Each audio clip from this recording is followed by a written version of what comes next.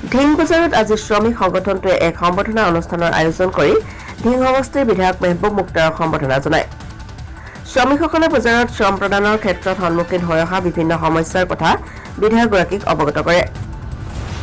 বিধায়ক পুঁজিৰ দ্বাৰা প্ৰথমে শ্ৰমিকসকলৰ সুবিধাৰ্থে বিশুদ্ধ আৰু শীতল খোৱা পানীৰ টেংকিৰ ব্যৱস্থা কৰি দিব বুলি বিধায়কগৰাকীয়ে প্ৰতিশ্ৰুতি দিয়ে। তদুপৰি পৌৰসভাৰ সহযোগত আৰু বিশ্ব বেংকৰ সাহায্যত বজাৰৰ আন্তঃগাঁথনিৰ উন্নয়নৰ পদক্ষেপ ল'ব বুলি আশ্বাস প্ৰদান কৰে। আৰু সমাজকো সেৱা কৰি আছে। আপোনালোকে যিটো কৰি আছে এইটো পৰিয়ালো চলি আছে আৰু সমাজৰ সেৱাও হৈ আছে। আপোনালোক অবিহনে কেতিয়াও সমাজ আগুৱাই যাব নোৱাৰে। কোনো ক্ষেত্ৰতে উন্নয়ন স্থবিৰ হৈ যাব। শ্ৰমিক নহলে আজি যদি শ্ৰমিক নহয় কোনো ৰাস্তা ঘাট হ'ব নেকি? ৰাস্তাটো নিৰ্মাণ কৰিব হলে শ্ৰমিক লাগিব, এটা ঘৰ বনাব হলে শ্ৰমিক লাগিব।